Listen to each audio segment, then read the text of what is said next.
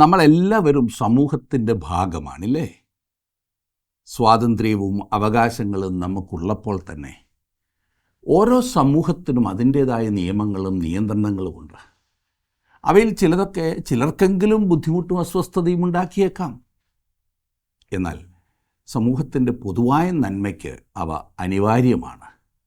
അവയെ നിങ്ങൾ ലംഘിക്കാൻ ശ്രമിച്ചാൽ അത് നിങ്ങൾക്കും മറ്റുള്ളവർക്കും ഒരുപോലെ ബുദ്ധിമുട്ടിന് കാരണമാകും.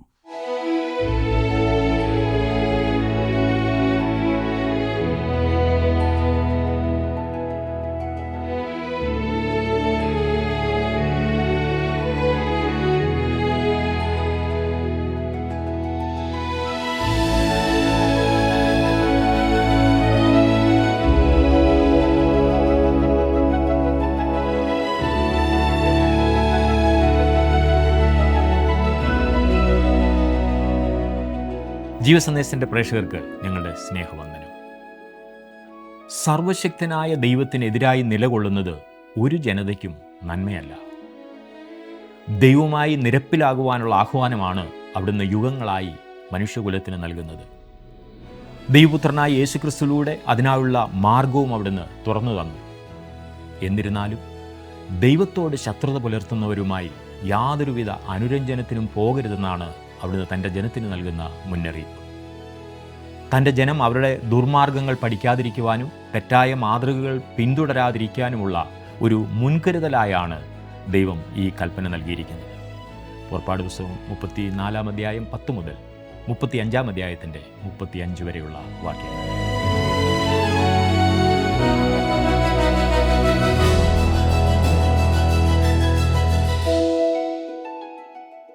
ദൈവത്തെ മുഖാമുഖം കാണണമെന്ന് താല്പര്യമില്ലാത്ത ആരും ഉണ്ടാകില്ല. ചിലർ ദൈവത്തെ കണ്ടിട്ടുണ്ട് എന്ന് അവകാശപ്പെടുന്നത് നിങ്ങൾ കേട്ടിട്ടുണ്ടാകും. എന്നാൽ ബൈബിൾ പഠിപ്പിക്കുന്നത് ദൈവത്തെ ആരും ഒരു നാളും കണ്ടിട്ടില്ല എന്നത്രേ. പുറപ്പാട് പുസ്തകത്തിൽ ദൈവം മോശയോട് പറഞ്ഞത് ഒരു മനുഷ്യനും എന്നെ കണ്ട് ജീവനോടെ ഇരിക്കയില്ല എന്നാണ്. കാരണം ഒരിക്കലും അക്ഷയനും അദൃശ്യനുമായ ദൈവത്തിൻ്റെ തേജസ് മർത്യനായ മനുഷ്യന് താങ്ങുവാൻ കഴിയുന്നതല്ല. അപ്പോൾ പഴയ നിയമത്തിൽ ദൈവം പ്രത്യക്ഷപ്പെട്ടു എന്ന് പറഞ്ഞിട്ടുള്ളത് എങ്ങനെ വ്യാഖ്യാനിക്കും എന്നല്ലേ ചോദ്യം. ദൈവവചനം ഒരിക്കലും വ്യാജം പറയില്ല. ആ പറഞ്ഞ പ്രത്യക്ഷതകളൊക്കെ മനുഷ്യാവതാരത്തിന് മുൻപുള്ള ക്രിസ്തുവിൻ്റെ പ്രത്യക്ഷതകൾ ആയിരുന്നു എന്നാണ് വേദപണ്ഡിതന്മാർ വ്യാഖ്യാനിക്കുന്നത്. അതുകൊണ്ട് തന്നെ ഇന്ന് ദൈവത്തെക്കുറിച്ച് കൂടുതൽ മനസ്സിലാക്കാൻ ക്രിസ്തുവിനെ കൂടുതൽ അറിയുക എന്നതാണ് ഒരു മാർഗം. അതിനായി 4 സുവിശേഷങ്ങൾ ശ്രദ്ധിച്ചു വായിക്കുക. യോഹന്നാൻ അപ്പോസ്തലൻ യേശുവിനെക്കുറിച്ച് പറഞ്ഞതിൻ്റെ സാരം നിങ്ങൾ ശ്രദ്ധിക്കുക. ഞങ്ങളവനെ കണ്ടു, ഞങ്ങളവനെ കേട്ടു, ഞങ്ങളവനെ നോക്കി, ഞങ്ങളവനെ തൊട്ടു, ഞങ്ങൾ അവനോടൊപ്പം നടന്നു, 3 വർഷം മുഴുവൻ ഞങ്ങൾ അവനോടൊപ്പം ഉണ്ടായിരുന്നു, ഞങ്ങൾ അവൻ്റെ തേജസ് കണ്ടു. അത് മനുഷ്യൻ്റെ തേജസ് പോലെ ആയിരുന്നില്ല, ദൈവത്തിൻ്റെ ജീവൻ വഹിച്ചിരുന്ന ഒരുവൻ്റെ തേജസ് ആയിരുന്നു ഞങ്ങൾ ക്രിസ്തുവിൽ കണ്ടത്. ദൈവത്തിൻ്റെ പ്രകൃതമായ കൃപയും സത്യവും നിറഞ്ഞവനായി ഞങ്ങൾ അവനെ കണ്ടു എന്ന് യോഹന്നാൻ പറയുന്നു. മോശ ദൈവത്തിൻ്റെ പിൻഭാഗം മാത്രം കണ്ടതായി ബൈബിളിൽ രേഖപ്പെടുത്തിയിരിക്കുന്നു. നാം യേശുക്രിസ്തുവിൻ്റെ മുഖത്തെ ദൈവ തേജസ് കാണുന്നു. പുറപ്പാട് പുസ്തകം 34 അധ്യായത്തിൽ മോശ വീണ്ടും തൻ്റെ അടുത്തേക്ക് കയറി വരുവാൻ ദൈവം അവനോട് ആജ്ഞാപിക്കുന്നു. പുറപ്പാട് പുസ്തകം 34 അധ്യായത്തിൻ്റെ 10 വാക്യം മുതൽ നമുക്ക് ഇന്ന് ചിന്തിക്കാം. 10 വാക്യം ശ്രദ്ധിച്ചാട്ടെ. അതിന് അവൻ അരുളി ചെയ്തതെന്തെന്നാൽ, ഞാൻ ഒരു നിയമം ഉണ്ടാക്കുന്നു, ഭൂമിയിലെങ്ങും ഒരു ജാതിയിലും സംഭവിച്ചിട്ടില്ലാത്ത അത്ഭുതങ്ങൾ നിൻ്റെ സർവ്വജനത്തിനു മുമ്പാകെ ഞാൻ ചെയ്യും. നീ സഹവാസം ചെയ്തു പോരുന്ന ജനമൊക്കെയും യഹോവയുടെ പ്രവൃത്തിയെ കാണും. ഞാൻ നിന്നോട് ചെയ്യുവാനിരിക്കുന്നത് ഭയങ്കരമായുള്ളത് തന്നെ. ഈ സാധാരണ ഭയങ്കരം എന്ന വാക്കിനെ നമ്മൾ മനസ്സിലാക്കുന്നത് സംഭ്രമം ഉളവാക്കുക എന്നത്രേ. എന്നാൽ ഇവിടെ ഈ വാക്യത്തിൽ അങ്ങനെ ഒരു അർത്ഥമല്ല. ദൈവം തൻ്റെ ജനത്തിന് ചുറ്റുമൊരുക്കുന്ന സംരക്ഷണത്തിൻ്റെ അത്ഭുതകരമായ വലിമയെ കുറിക്കാനാണ് ഇവിടെ ഭയങ്കരം എന്ന വാക്ക് ഉപയോഗിച്ചിരിക്കുന്നത്. ദൈവം അപ്രകാരം ചെയ്തിരുന്നില്ലെങ്കിൽ ശത്രുക്കൾ ആ ജനത്തെ വിഴുങ്ങിക്കളയുമായിരുന്നു. 14 വാക്യത്തിൽ, ഇന്ന് ഞാൻ നിന്നോട് കൽപ്പിക്കുന്നത് സൂക്ഷിച്ചുകൊള്ളുക.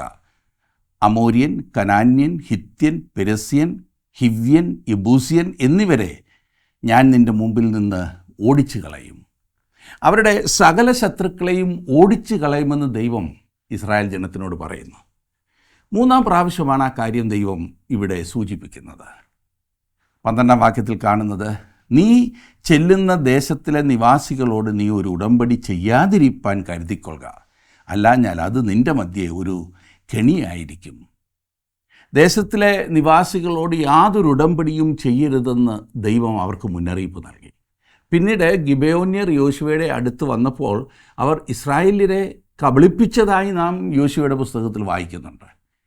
കനാൻ ദേശത്തിലെ നിവാസികളുമായി ഉടമ്പടി ചെയ്യരുതെന്ന് ദൈവം ഇസ്രായേൽ മക്കളോട് പറയുവാൻ കാരണം എന്താണ്? അവർ അവിടെയുള്ള ആളുകളുമായി ഉടമ്പടിയിൽ ഏർപ്പെട്ടാൽ അത് ഇസ്രായേൽ ജനത്തിന് പിന്നീട് ഒരു വലിയ കെണിയായി തീരും എന്നാണ് നാം വായിച്ചത്. ഒരുപക്ഷെ കനാന്യരുടെ സ്വാധീനത്തിൽപ്പെട്ട് അവർ തിരികെ അന്യ ആരാധനയിലേക്ക് പോകുവാൻ ഇടയായിത്തീരും എന്നതാണ് പ്രശ്നം. 13-14 വാക്യങ്ങളിൽ, നിങ്ങൾ അവരുടെ ബലിപീഠങ്ങളെ ഇടിച്ച് വിഗ്രഹങ്ങളെ തകർത്ത് അശേരാ പ്രതിഷ്ഠകളെ വെട്ടിക്കളയണം. അന്യദൈവത്തെ നമസ്കരിക്കരുത്. യഹോവയുടെ നാമം തീഷ്ണൻ എന്നാകുന്നു. അവൻ തീഷ്ണതയുള്ള ദൈവം തന്നെ. ദൈവം തീഷ്ണതയുള്ള ദൈവമാണ്. ഇവിടെ തീഷ്ണത എന്ന പദം ഉപയോഗിച്ചിരിക്കുന്നതിൻ്റെ പശ്ചാത്തലം നാം മനസ്സിലാക്കണം. ദൈവത്തിന് മാത്രം അവകാശപ്പെട്ടത് മറ്റാർക്കും വിട്ടുകൊടുക്കാൻ കഴിയാത്ത ഒരു മനോഭാവം ആണ് ഈ തീഷ്ണത എന്നതുകൊണ്ട് ഉദ്ദേശിക്കുന്നത്. അവിടുന്ന് തൻ്റെ മഹത്വം വ്യാജദേവന്മാരുമായി പങ്കുവയ്ക്കുവാൻ ആഗ്രഹിക്കുന്നില്ല എന്ന് ദൈവം പറയുന്നു. അതുകൊണ്ട് ദൈവം തീഷ്ണതയുള്ളവനായിരിക്കുന്നതിൽ ആർക്കും യാതൊരു കുറ്റവും പറയുവാനില്ല. മറ്റുള്ളവരുമായി പങ്കുവയ്ക്കുവാൻ താല്പര്യപ്പെടാത്തതും നിങ്ങൾ സ്നേഹിക്കുന്നതുമായ ഏതൊരു വ്യക്തിയെക്കുറിച്ചും കാര്യത്തെക്കുറിച്ചും നിങ്ങൾക്ക് തീഷ്ണതയുണ്ടായിരിക്കും. തെറ്റായ രീതിയിലുള്ള തീഷ്ണതയും ഉണ്ട്. എന്നാൽ അതിനെക്കുറിച്ചല്ല നാം ഇവിടെ ചിന്തിക്കുന്നത്. നിങ്ങളൊരു വ്യക്തിയെ സ്നേഹിക്കുമ്പോൾ നിങ്ങൾക്ക് ആ വ്യക്തിയെക്കുറിച്ച് കരുതലും ചിന്തയും ഒക്കെ ഉണ്ടായിരിക്കും. ഭാര്യ-ഭർത്തൃ ബന്ധത്തിൽ നാം കാണുന്നത് അതാണല്ലോ. ഭാര്യയെക്കുറിച്ച് കരുതലും സ്നേഹവും ഭർത്താവിനും തിരിച്ച് അതുപോലെ ഭാര്യയ്ക്കും ഉണ്ടായിരിക്കും. അതുകൊണ്ട് അവൾ മറ്റാരുടേതും ആയിത്തീരുവാൻ ഭർത്താവും അവനിൽ മറ്റാരും അവകാശം ഉന്നയിക്കുവാൻ ഭാര്യയും ആഗ്രഹിക്കുന്നില്ല. അതാണ് തീഷ്ണത. 15-ാം വാക്യം മുതൽ, ആ ദേശത്തിലെ നിവാസികളോട് ഉടമ്പടി ചെയ്യുകയും അവരുടെ ദേവന്മാരോട് അവർ പരസംഗം ചെയ്ത് അവരുടെ ദേവന്മാർക്ക് ബലി കഴിക്കുമ്പോൾ നിന്നെ വിളിക്കുകയും നീ ചെന്ന് അവരുടെ ബലികൾ തിന്നുകയും അവരുടെ പുത്രിമാരിൽ നിന്ന് നിൻ്റെ പുത്രന്മാർക്ക് ഭാര്യമാരെ എടുക്കുകയും അവരുടെ പുത്രിമാർ തങ്ങളുടെ ദേവന്മാരോട് പരസംഗം ചെയ്യുമ്പോൾ നിൻ്റെ പുത്രന്മാരെ കൊണ്ട് അവരുടെ ദേവന്മാരോട് പരസംഗം ചെയ്യിക്കുകയും ചെയ്യുവാൻ ഇടവരരുത്. ദേവന്മാരെ വാർത്തുണ്ടാക്കരുത്. കനാൻ ദേശം ഈ പറഞ്ഞ വിഗ്രഹാരാധന കൊണ്ട് നിറഞ്ഞ ഒരു ദേശമായിരുന്നു. ദേശത്തെല്ലാ വിധത്തിലുമുള്ള അസാൻമാർഗിക കാര്യങ്ങൾ നടമാടിയിരുന്നു. ഇസ്രായേൽ ജനം അവരിൽ നിന്നും അവരുടെ ദുസ്വാധീനത്തിൽ നിന്നും തങ്ങളെ തന്നെ സൂക്ഷിക്കേണ്ടതുണ്ടായിരുന്നു. അവരോട് യാതൊരു വിധമായ ഉടമ്പടിയും ചെയ്യരുതെന്നും ദൈവം അവർക്ക് മുന്നറിയിപ്പ് നൽകി. അവരെ നശിപ്പിച്ച് കളയുകയോ ദേശത്തു നിന്ന് ഓടിച്ചു കളയുകയോ ആണ് ഇസ്രായേൽ മക്കൾ ചെയ്യേണ്ടിയിരുന്നത്. ഈ നടപടിയെ പലരും വിമർശിക്കാറുണ്ട്. എന്നാൽ എന്തുകൊണ്ടാണ് ദൈവം തൻ്റെ ജനത്തിന് ഈ വിഷയത്തിൽ കർശനമായ നിർദ്ദേശങ്ങൾ നൽകിയത് എന്നറിയാമോ? ഒരു കാരണം, ദൈവം തൻ്റെ ജനത്തെ വിഗ്രഹാരാധനയിൽ നിന്ന് രക്ഷിക്കുവാൻ ആഗ്രഹിച്ചു എന്നതാണ്. വേറെ ഒരു കാരണം, അക്കാലത്ത് കനാന്യരുടെ ഇടയിൽ ഗൂഹ്യ രോഗങ്ങൾ വളരെയധികം പടർന്നു പിടിച്ചിരുന്നു. ഈ രോഗബാധയിൽ നിന്ന് തൻ്റെ ജനത്തെ രക്ഷപ്പെടുത്തുവാനാണ് ദൈവം ഇങ്ങനെ കർശനമായ നിർദ്ദേശങ്ങൾ നൽകുന്നത്. എന്നാൽ ഇസ്രായേൽ ജനത്തിന് ദൈവം പറയുന്ന ഈ കൽപ്പനകളും നിർദ്ദേശങ്ങളും അനുസരിക്കുവാൻ മനസ്സിലായിരുന്നു. അവർക്ക് അവരുടെ ഇഷ്ടത്തിന് പോകണം, അവരുടെ സൗകര്യത്തിന് പോകണം. അവർ ദൈവത്തോട് അനുസരണക്കേട് കാണിക്കുന്നത് നാം കാണുന്നു. ദേശത്തു നിന്ന് നിവാസികളെ അവർ പൂർണ്ണമായും നീക്കം ചെയ്തില്ല. പിന്നീട് അതിൻ്റെ ഫലമായി അവർക്ക് അതിൻ്റെ ദുഃഖകരമായ പരിണിത ഫലങ്ങൾ അനുഭവിക്കേണ്ടതായി വന്നു. അവസാനം ദൈവം അവരെ ബാബിലോന്യ പ്രവാസത്തിലേക്ക് അയക്കുകയാണ് ചെയ്തത്. അടിമകളായി വിട്ടു. തുടർന്ന് ഉത്സവങ്ങളെക്കുറിച്ചും ശബത്തിനെക്കുറിച്ചും കൊടുക്കുന്ന കൽപ്പന നാം കാണുന്നു. ഞാൻ 18-ാം വാക്യം ഒന്ന് വായിക്കാം. പുളിപ്പില്ലാത്ത അപ്പത്തിൻ്റെ ഉത്സവം നീ ആചരിക്കണം. ഞാൻ നിന്നോട് കൽപ്പിച്ചതുപോലെ ആബീബ് മാസത്തിൽ നിശ്ചയിച്ച സമയത്ത് 7 ദിവസം പുളിപ്പില്ലാത്ത അപ്പം തിന്നേണം. ആബീബ് മാസത്തിലല്ലോ നീ മിസ്രൈമിൽ നിന്ന് പുറപ്പെട്ടു പോന്നത്. ഉത്സവങ്ങളും ശബത്തും പുനഃസ്ഥാപിച്ചുകൊണ്ട് ഇസ്രായേൽ ജനത്തെ വാഗ്ദത്ത ദേശത്ത് പ്രവേശിക്കുവാൻ ദൈവം തയ്യാറെടുപ്പിക്കുകയാണ്. 23-ാം വാക്യത്തിലേക്കാണ് ഇനിയും വരുന്നത്. സംവത്സരത്തിൽ 3 പ്രാവശ്യം പുരുഷന്മാരൊക്കെയും ഇസ്രായേലിൻ്റെ ദൈവമായി യഹോവയായ കർത്താവിൻ്റെ മുൻപാകെ വരേണം. അവർ അങ്ങനെ ഇസ്രായേലിൻ്റെ ദൈവമായ യഹോവയായ കർത്താവിൻ്റെ മുൻപാകെ വരുമ്പോൾ അവരുടെ ദേശത്തിനാവശ്യമായ സംരക്ഷണവും ദൈവം വാഗ്ദാനം ചെയ്യുന്നുണ്ട്. ദൈവം ജാതികളെ അവരുടെ മുമ്പിൽ നിന്ന് ഓടിച്ചു കളഞ്ഞ് അവരുടെ അതിർത്തികളെ വിശാലമാക്കും എന്ന് ഉറപ്പ് നൽകുന്നു. ഇങ്ങനെ വർഷത്തിൽ 3 പ്രാവശ്യം അവർ യഹോവയുടെ മുമ്പാകെ ചെല്ലുവാൻ കയറിപ്പോയിരിക്കുമ്പോൾ ഒരു മനുഷ്യനും അവരുടെ ദേശം മോഹിക്കയില്ല എന്നും യഹോവ അവർക്ക് ഉറപ്പ് നൽകുന്നു. ഇസ്രായേൽ മക്കൾ ചെയ്യേണ്ടതും ചെയ്യരുതാത്തതുമായ അനേകം കാര്യങ്ങളെക്കുറിച്ചുള്ള വിശദീകരണം ദൈവം തുടർന്ന് നൽകുന്നത് നാം കാണുന്നുണ്ട്. 25-26 വാക്യങ്ങൾ ഞാനൊന്ന് വായിക്കാം. എൻ്റെ യാഗരക്തം പുളിപ്പുള്ള അപ്പത്തോടുകൂടെ അർപ്പിക്കരുത്. പെസഹ പെരുന്നാളിലെ യാഗം പ്രഭാതകാലം വരെ വെച്ചേക്കരുത്. നിൻ്റെ നിലത്തിലെ ആദ്യ വിളവിൻ്റെ ആദ്യ ഫലം നിൻ്റെ ദൈവമായ യഹോവയുടെ ആലയത്തിൽ കൊണ്ടുവരേണം. കോലാട്ടിൻകുട്ടിയെ അതിൻ്റെ തള്ളയുടെ പാലിൽ പാകം ചെയ്യരുത്. ഇസ്രായേൽ ജനം ദൈവത്തിന് 1-ാം സ്ഥാനം നൽകേണ്ടിയിരുന്നു. അസ്വാഭാവികമായ കാര്യങ്ങൾ അവർ ചെയ്യരുതെന്നാണ് ദൈവം അവരോട് പറയുന്നത്. കോലാട്ടിൻകുട്ടിയെ അതിൻ്റെ തള്ളയുടെ പാലിൽ പാകം ചെയ്യരുതെന്ന് പറഞ്ഞിരിക്കുന്നതിൽ അതാണ് അർത്ഥമാക്കുന്നത്. അസ്വാഭാവികമായ പ്രകൃതിവിരുദ്ധമായ കാര്യങ്ങൾ ചെയ്യരുത് എന്ന അർത്ഥമാണ്. 29 മുതലുള്ള വാക്യങ്ങളിൽ നാം കാണുന്നത് 34-ാം അധ്യായത്തിൻ്റെ 29 മുതൽ. അവൻ തന്നോട് അരുളി ചെയ്തത് നിമിത്തം തൻ്റെ മുഖത്തിൻ്റെ ത്വക്ക് പ്രകാശിച്ചു എന്ന് മോശ സാക്ഷ്യത്തിൻ്റെ പലക 2 കയ്യിൽ പിടിച്ചുകൊണ്ട് സീനായ് പർവ്വതത്തിൽ നിന്നിറങ്ങുമ്പോൾ അറിഞ്ഞില്ല. അഹ്റോനും ഇസ്രായേൽ മക്കൾ എല്ലാവരും മോശയെ നോക്കിയപ്പോൾ അവൻ്റെ മുഖത്തിൻ്റെ ത്വക്ക് പ്രകാശിക്കുന്നത് കണ്ടു. അതുകൊണ്ട് അവർ അവൻ്റെ അടുക്കൽ ചെല്ലുവാൻ ഭയപ്പെട്ടു. മോശ അവരെ വിളിച്ചു. അപ്പോൾ അഹ്റോനും സഭയിലെ പ്രമാണികളൊക്കെയും അവൻ്റെ അടുക്കൽ മടങ്ങി വന്നു. മോശ അവരോട് സംസാരിച്ചു. അതിനുശേഷം ഇസ്രായേൽ മക്കൾ ഒക്കെയും അവൻ്റെ അടുക്കൽ ചെന്നു. സീനായ് പർവ്വതത്തിൽ വെച്ച് യഹോവ തന്നോട് അരുളി ചെയ്തതൊക്കെയും അവൻ അവരോട് ആജ്ഞാപിച്ചു. മോശ അവരോട് സംസാരിച്ചു കഴിഞ്ഞപ്പോൾ അവൻ തൻ്റെ മുഖത്ത് ഒരു മൂടപടം ഇട്ടു. മോശ യഹോവയോട് സംസാരിക്കേണ്ടതിന് അവൻ്റെ സന്നിധാനത്തിൽ കടക്കുമ്പോൾ പുറത്തു വരുവോളം മൂടുപടം നീക്കിയിരിക്കും. തന്നോട് കൽപ്പിച്ചത് അവൻ പുറത്തു വന്ന് ഇസ്രായേൽ മക്കളോട് പറയും. ഇസ്രായേൽ മക്കൾ മോശയുടെ മുഖത്തിൻ്റെ ത്വക്ക് പ്രകാശിക്കുന്നതായി കണ്ടതുകൊണ്ട് മോശ അവനോട് സംസാരിക്കേണ്ടതിന് അകത്ത് കടക്കുവോളം മൂടുപടം പിന്നെയും തൻ്റെ മുഖത്ത് ഇട്ടുകൊള്ളും. 34-ാം അധ്യായത്തിൻ്റെ ഈ അവസാന ഭാഗത്ത് വളരെ അസാധാരണമായൊരു കാര്യം നമ്മൾ വായിക്കുന്നുണ്ട്. ശ്രദ്ധിച്ചില്ലേ? മോശയുടെ മുഖത്തിൻ്റെ ത്വക്ക് പ്രകാശിച്ചു എന്നതാണ് ആ അസാധാരണമായ കാര്യം. എന്താണ് അതിൻ്റെ വിഷയം? മോശ ദൈവസന്നിധിയിൽ സമയം ചെലവഴിച്ചതിൻ്റെ അനന്തരഫലമാണത്. ഇതിൽ ഒരു വലിയ ആത്മീയ സത്യം അടങ്ങിയിട്ടുണ്ട്. ദൈവസന്നിധിയിൽ സമയം ചെലവഴിക്കുന്ന ഒരു ഭക്തൻ്റെ മുഖം പ്രകാശിക്കും എന്നതാണ് ആ ആത്മീയ സത്യം.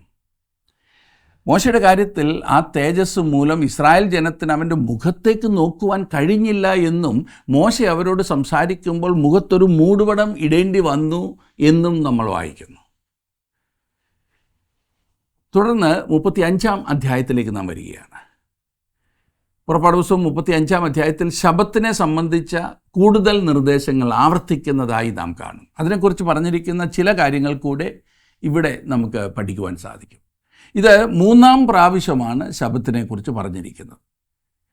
ആദ്യത്തെ 3 വാക്യങ്ങൾ ശ്രദ്ധിച്ചാട്ടെ. 35-ന്റെ ആദ്യത്തെ 3 വാക്യങ്ങൾ. അനന്തരം മോശ ഇസ്രായേൽ മക്കളുടെ സംഘത്തെയൊക്കെയും കൂട്ടി അവരോട് പറഞ്ഞത്, നിങ്ങൾ ചെയ്യുവാൻ യഹോവ കൽപ്പിച്ച വചനങ്ങളാവിത്. 6 ദിവസം വേല ചെയ്യണം. 7-ാം ദിവസം നിങ്ങൾക്ക് വിശുദ്ധമായി യഹോവയുടെ മഹാസ്വസ്ഥതയുള്ള ശബത്ത് ആയിരിക്കണം. അന്ന് വേല ചെയ്യുന്നവനെല്ലാം മരണശിക്ഷ അനുഭവിക്കണം. ശബത്ത് നാളിൽ നിങ്ങളുടെ വാസസ്ഥലങ്ങളിൽ എങ്ങും തീ കത്തിക്കരുത്. ശബത്ത് ആചരിക്കേണ്ടതിൻ്റെ ഒന്നാമത്തെ കാരണം അത് ആദ്യ സൃഷ്ടിയിൽ ഉൾപ്പെടുന്നത് കൊണ്ടാണ്. ദൈവം ശബത്ത് ദിവസം സ്വസ്ഥനായിരുന്നു എന്ന കാര്യം ദൈവം ഉറപ്പിച്ചു പറയുന്നു. മനുഷ്യജാതി സൃഷ്ടാവിൻ്റെ പദ്ധതിയിൽ നിന്ന് വ്യതിചലിച്ചു പോയതോടെ അവർ ദൈവത്തിൽ നിന്നും അകന്നുപോയി. ക്രമേണ അവരുടെ സ്വന്തം മോഹങ്ങൾക്കനുസരിച്ച് അവർ ജീവിക്കുകയും ദൈവത്തോടുള്ള മറുതലിപ്പ് പല രീതിയിൽ പ്രകടിപ്പിക്കുകയും ചെയ്തു. ഒടുവിൽ സൃഷ്ടാവായ ദൈവത്തിന് പകരം സൃഷ്ടിയെ ആരാധിക്കുന്ന നിലയിലേക്ക് മനുഷ്യർ അധപ്പതിച്ചു പോയി. അങ്ങനെ ശബത്ത് ദിവസത്തെ ആചരണവും മനുഷ്യൻ ഉപേക്ഷിച്ചു. താനും ഇസ്രായേൽ മക്കളും തമ്മിലുള്ള ബന്ധത്തിൻ്റെ പ്രത്യേക അടയാളമാണ് ശബത്തെന്ന് ദൈവം പറഞ്ഞു. ഇസ്രായേൽ ജനത്തിന് വാഗ്ദത്ത നാട്ടിൽ പാലിക്കുവാൻ ഏറ്റവും പ്രായോഗികമായ നിയമങ്ങൾ ദൈവം രൂപപ്പെടുത്തി നൽകി. അവർ നഷ്ടപ്പെടുത്തിയതും അലംഭാവത്തോടെ കണ്ടതുമായ ദൈവഭയം വീണ്ടെടുക്കുവാൻ ശബത്താചരണം അത്യന്താപേക്ഷിതമായിരുന്നു. അതിൻ്റെ ഗൗരവം അവർ ഗ്രഹിക്കുന്നതിനാണ് ആരെങ്കിലും ശബത്ത് ദിവസം വേല ചെയ്താൽ അവരെ കല്ലെറിഞ്ഞു കൊല്ലണമെന്ന് കൽപ്പന കൊടുക്കുന്നത്. അബ്രഹാമുമായി ദൈവം ചെയ്ത ഉടമ്പടിയുടെ അടയാളം പരിച്ഛേദനയായിരുന്നു.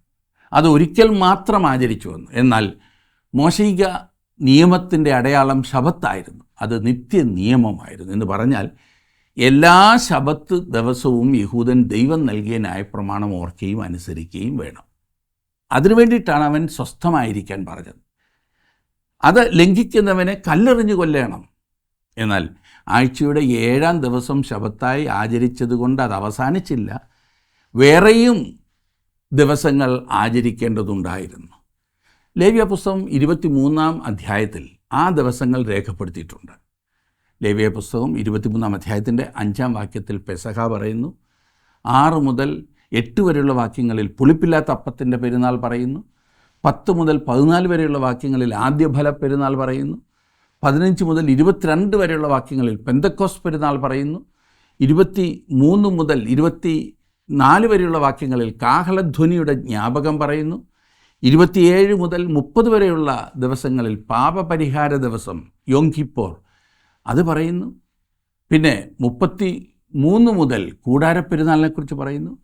സംഖ്യാപുസ്തകം 28-11 മാസാരംഭത്തെക്കുറിച്ച് പറയുന്നു. ലേവ്യപുസ്തകം 25 ശബത്താണ്ടുകൾ എന്ന് പറയുന്നു. അതുപോലെ തന്നെ ലേവ്യ 26-8 യോബേൽ സംവത്സരം ജൂബിലി സംവത്സരത്തെക്കുറിച്ച് പറയുന്നു. ഇസ്രായേല്യർ യോബേൽ സംവത്സരം ആചരിച്ചതായി ഒരു രേഖയുമില്ല. ഈ പറഞ്ഞ ആഘോഷങ്ങളെല്ലാം ശബത്തുമായി ബന്ധപ്പെട്ടിട്ടുള്ളതായിരുന്നു. അത് അനുഷ്ഠിക്കാത്തവർക്ക് കടുത്ത ശിക്ഷയും നൽകിയിരുന്നു. കാരണം അങ്ങനെയുള്ളവർ ദൈവം ചെയ്ത നിയമത്തോട് മത്സരിക്കുകയാണ്, ദൈവത്തോട് മത്സരിക്കുകയാണ് എന്നാണ് അർത്ഥമാക്കുന്നത്. പഴയ നിയമ ശബത്ത് വിശ്രമിക്കുവാനുള്ള ദിവസമായിരുന്നില്ല. എന്നാൽ ആരാധനയല്ലായിരുന്നു അന്നത്തെ പ്രധാന വിഷയം. പിന്നെയോ ദൈവം നൽകിയ പ്രമാണങ്ങൾ അനുഷ്ഠിക്കുവാൻ കഴിവില്ലാത്ത മനുഷ്യൻ ദൈവത്തിൻ്റെ കരുണയ്ക്കും കൃപയ്ക്കുമായി യാചിക്കുന്ന സമയമായിരുന്നു ഈ പറഞ്ഞത് ശബത്ത് ദിവസം. അന്ന് ഒരുവൻ തൻ്റെ പരാജയമോർത്ത് നിലവിളിക്കുന്ന ദിവസമാണ്. പുറപ്പാട് ദിവസം 16-ാം അധ്യായത്തിൻ്റെ 29-ാം വാക്യത്തിന് പ്രകാരം അന്ന് അവന് വീട്ടിൻ്റെ വെളിയിൽ ഇറങ്ങുവാൻ അനുവാദമുണ്ടായിരുന്നില്ല. അതേ അധ്യായത്തിൻ്റെ 23-ാം വാക്യത്തിൽ അന്ന് ഭക്ഷണം പാകം ചെയ്യുവാൻ അനുവാദമില്ലായിരുന്നു. പുറപ്പാട് പുസ്തകം 20-ാം അധ്യായത്തിൻ്റെ 10-ാം വാക്യപ്രകാരം യാതൊരു വേലയും അനുവദിച്ചിരുന്നില്ല. അങ്ങനെ അനേകം നിയമങ്ങൾ. എന്തിനാണ് ഈ നിയമങ്ങളെല്ലാം ഉണ്ടാക്കിയത്? ഒന്നാമത് ആദാം നഷ്ടപ്പെടുത്തിയ പറുദീസയുടെ ഒരു താൽക്കാലിക അനുഭവം അവർക്ക് നൽകേണ്ടതിന്. രണ്ടാമതായി മശിഹ വന്ന് സ്ഥാപിക്കുവാൻ പോകുന്ന ദൈവരാജ്യത്തിൻ്റെ അനുഭവത്തിലേക്കൊരു എത്തിനോട്ടത്തിനായി. രണ്ടിടത്തും പൊതുവായ അനുഭവം സ്വസ്ഥതയാണ്. ദൈവത്തിൻ്റെ ന്യായപ്രമാണങ്ങളെ അനുസരിക്കുന്നതിലൂടെ ദൈവത്തോടുള്ള ഭക്തി പ്രകടിപ്പിക്കുന്നതിൻ്റെ അടയാളമായിട്ടാണ് പഴയ നിയമത്തിൽ ശബത്ത് ആചരിച്ചിരുന്നത്. 35-ന്റെ 4-5 വാക്യങ്ങളിൽ നാം കാണുന്നു, മോശ പിന്നെയും ഇസ്രായേൽ മക്കളുടെ സർവ്വസഭയോടും പറഞ്ഞത്, യഹോവ കൽപ്പിച്ചതെന്തെന്നാൽ നിങ്ങളുടെ ഇടയിൽ നിന്ന് യഹോവയ്ക്കൊരു വഴിപാട് എടുപ്പീൻ. നല്ല മനസ്സുള്ളവനെല്ലാം യഹോവയ്ക്ക് വഴിപാട് കൊണ്ടുവരേണം. സമാഗമന കൂടാരത്തിൻ്റെ നിർമ്മാണത്തിന് ആവശ്യമായ ഈ ദാനങ്ങൾ സ്വമനസാലെ നൽകുന്നതായിരിക്കണം എന്നത്രേ ദൈവം ആഗ്രഹിച്ചത്. ജനങ്ങൾ ഇന്നത് കൊണ്ടുവരണമെന്ന് നിർബന്ധമില്ലായിരുന്നു. യാതൊരുത്തരുടെയും മേൽ യാതൊന്നും ചുമത്തിയിരുന്നില്ല. അത് ദശാംശമല്ലായിരുന്നു. ഇതൊരു സ്വമേധാദാനമാണ്. സ്വർണം, വെള്ളി, താമ്രം മുതലായവ കൂടാതെ മറ്റ് സാധനങ്ങളും കൊണ്ടുവരണമായിരുന്നു. 6 മുതലുള്ള വാക്യങ്ങളിൽ നമുക്കൊന്ന് നോക്കാം. പൊന്ന്, വെള്ളി, താമ്രം, നീലനൂൽ, ധൂമ്രനൂൽ, ചുവപ്പുനൂൽ, പഞ്ഞിനൂൽ, കോലാട്ട് രോമം, ചുവപ്പിച്ച ആട്ടുകൊറ്റൻതോൽ, തഹശുതോൽ, ഖദിരമരം, വിളക്കിന് എണ്ണ, അഭിഷേക തൈലത്തിനും പരിമള ധൂപത്തിനും സുഗന്ധവർഗം, ഗോമേതക കല്ല്, ഏഫോദിനും പതക്കത്തിനും പതിക്കേണ്ടുന്ന കല്ല് എന്നിവ തന്നെ. സമാഗമന കൂടാരത്തിൻ്റെ പണിക്കായി ഇസ്രായേൽ മക്കൾക്ക് കൊടുക്കാവുന്ന സാധനങ്ങൾ ഈ പറഞ്ഞ ലിസ്റ്റാണ്. അക്കാലത്ത് സാധനങ്ങൾ പരസ്പരം കൈമാറ്റം ചെയ്യുന്ന രീതിയായിരുന്നു ഉണ്ടായിരുന്നത്. അതിനാൽ ഇസ്രായേൽ മക്കൾ ദൈവവേലയ്ക്ക് പണമല്ല, സാധനങ്ങളാണ് കൊണ്ടുവരുന്നത്. ഇന്നും ജനങ്ങൾക്ക് ദൈവത്തെ സേവിപ്പാനുള്ള ഒരു മാർഗം വളരെ കൃത്യമായി ഇവിടെ നമുക്ക് കാണുവാൻ സാധിക്കും. എപ്പോഴും പണം മാത്രമേ കൊടുക്കുവാൻ കഴിയൂ എന്ന് ചിന്തിക്കുന്നവരുണ്ട്. സുവിശേഷ വേലയ്ക്ക് ആവശ്യമായ പണം എപ്പോഴും നമുക്ക് കൊടുക്കുവാൻ സാധിക്കും. എന്നാൽ ദൈവവേലയ്ക്കായി സാധനങ്ങൾ നൽകുന്നതിൽ കൂടിയും നമുക്ക് സുവിശേഷ വേലയിൽ പങ്ക് വഹിക്കാവുന്നതാണ്. മിസ്രൈമിൽ അടിമകളായിരുന്ന ഇസ്രായേൽ മക്കൾക്ക് ഈ വ്യത്യസ്തമായ വിലയേറിയ വസ്തുക്കൾ സമാഗമന കൂടാരത്തിൻ്റെ പണിക്ക് വേണ്ടി കൊടുക്കുവാൻ എവിടെ നിന്ന് കിട്ടി എന്ന ചോദ്യം പലരും ചോദിക്കാറുണ്ട്. ഇതിനെക്കുറിച്ച് വിശദമായി നമ്മൾ നേരത്തെ ചിന്തിച്ചതാണെങ്കിലും ഇത്രമാത്രം ഓർക്കുക, അവർ മിസ്രൈമിൽ നിന്ന് വളരെ സമ്പത്തോടും അവർക്ക് ലഭിച്ചതായ എല്ലാ ആഭരണങ്ങളോടും കൂടിയാണ് പുറപ്പെട്ടു പോകുന്നത്. ദൈവം നേരത്തെ അബ്രഹാമിനോട് ചെയ്ത വാഗ്ദത്തത്തിൻ്റെ നിവൃത്തിയായിരുന്നു അത്. ഉൽപ്പത്തി പുസ്തകം 15-ാം അധ്യായത്തിൻ്റെ 14-ാം വാക്യത്തിൽ നാം ആ വാഗ്ദത്തം കാണുന്നുണ്ട്. അവർ വർഷങ്ങളോളം മിസ്രൈമിൽ അടിമവേല ചെയ്തതിൻ്റെ കൂലിയായിരുന്നു ഈ പറഞ്ഞത്. തങ്ങൾ ആവശ്യപ്പെട്ടതൊക്കെയും അന്ന് മിസ്രൈമ്യർ ഇസ്രായേൽ മക്കൾക്ക് കൊടുത്തു. അങ്ങനെ ഇസ്രായേൽ മക്കൾ മിസ്രൈമിൽ നിന്നും വളരെയധികം സമ്പത്തുമായിട്ടാണ് പുറപ്പെട്ടു പോകുന്നത്. ദൈവം എത്ര വ്യക്തമായി തൻ്റെ ജനത്തിന് വേണ്ടി കരുതുന്നു എന്ന് നമുക്കിവിടെ കാണുവാൻ സാധിക്കും. 35-ാം അധ്യായത്തിൻ്റെ അവസാന ഭാഗത്ത് നാം കാണുന്നത് ബെസലേലിനെയും ഒഹോലിയാബിനെയും വേലയ്ക്ക് വിളിക്കുന്നതാണ്. 35-ാം അധ്യായത്തിൻ്റെ 30-31 വാക്യങ്ങൾ ഞാൻ വായിക്കട്ടെ. എന്നാൽ മോശ ഇസ്രായേൽ മക്കളോട് പറഞ്ഞത്, നോക്കുവിൻ, യഹോവ യഹൂദാ ഗോത്രത്തിൽ ഹൂരിൻ്റെ മകനായ ഊരിയുടെ മകൻ ബെസലേലിനെ പേർ ചൊല്ലി വിളിച്ചിരിക്കുന്നു. കൗശലപ്പണികളെ സങ്കല്പിച്ചുണ്ടാക്കുവാനും പൊന്ന്, വെള്ളി, താമ്രം എന്നിവ കൊണ്ട് പണി ചെയ്യുവാനും രത്നം വെട്ടി പതിപ്പാനും മരത്തിൽ കൊത്തുപണിയായ സകലവിധ കൗശലപ്പണി ചെയ്യുവാനും അവൻ ദിവ്യാത്മാവിനാൽ അവനെ ജ്ഞാനവും ബുദ്ധിയും അറിവും സകലവിധ സാമർഥ്യവും കൊണ്ട് നിറച്ചിരിക്കുന്നു. സമാഗമന കൂടാരത്തിലെ പ്രധാനപ്പെട്ട ഉപകരണങ്ങൾ ഉണ്ടാക്കുന്നതിന് പ്രത്യേക കഴിവുകൾ കൊടുത്തിട്ടുള്ളൊരു മനുഷ്യനായിരുന്നു ബെസലേൽ. അതും നിർണായകങ്ങളായ ഉപകരണങ്ങൾ ഉണ്ടാക്കുവാൻ.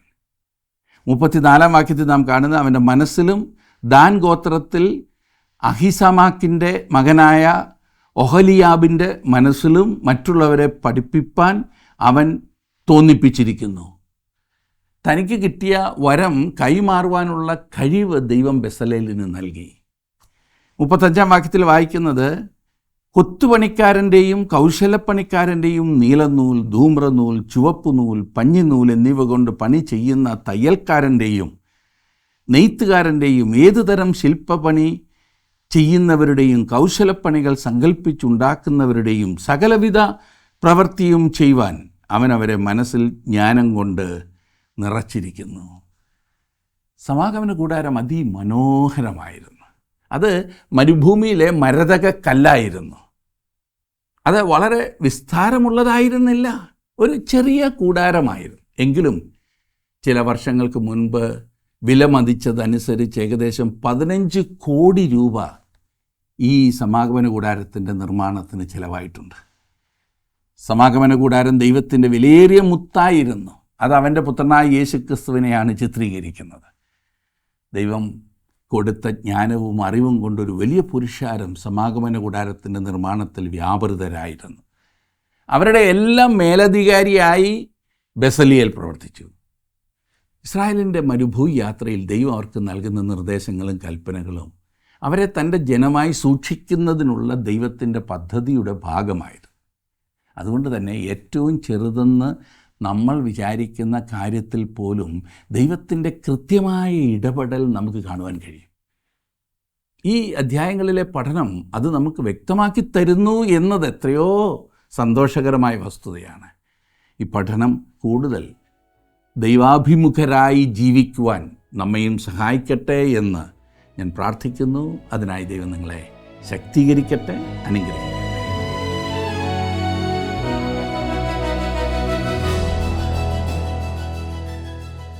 നാം ഇന്ന് ജീവിക്കുന്നത് ഒരു ഭൗമിക ലോകത്തിലായതിനാൽ തൻ്റെ പ്രവൃത്തികൾ നിറവേറ്റുന്നതിനായി ദൈവം പലപ്പോഴും ഭൗതിക വസ്തുക്കളെ ഉപയോഗിക്കുന്നു. എന്നാൽ ഹൃദയപൂർവ്വവും സന്തോഷത്തോടെയും സമർപ്പിക്കുന്നവരുടെ വഴിപാടുകളെയാണ് ദൈവം തൻ്റെ ഉദ്ദേശങ്ങൾക്കായി ഉപയോഗിക്കുന്നത്. അവനവൻ ഹൃദയത്തിൽ നിശ്ചയിച്ചതുപോലെ കൊടുക്കട്ടെ. സങ്കടത്തോടെ അരുത്, നിർബന്ധത്താലും അരുത്. സന്തോഷത്തോടെ കൊടുക്കുന്നവനെ ദൈവം സ്നേഹിക്കുന്നു എന്നാകുന്നു തിരുവചനത്തിൽ രേഖപ്പെടുത്തിയിരിക്കുന്നത്. ദൈവത്തോടുള്ള സ്നേഹമായിരിക്കണം നമ്മുടെ എല്ലാ പ്രവൃത്തികളുടെയും പിന്നിലെ പ്രേരക ശക്തി.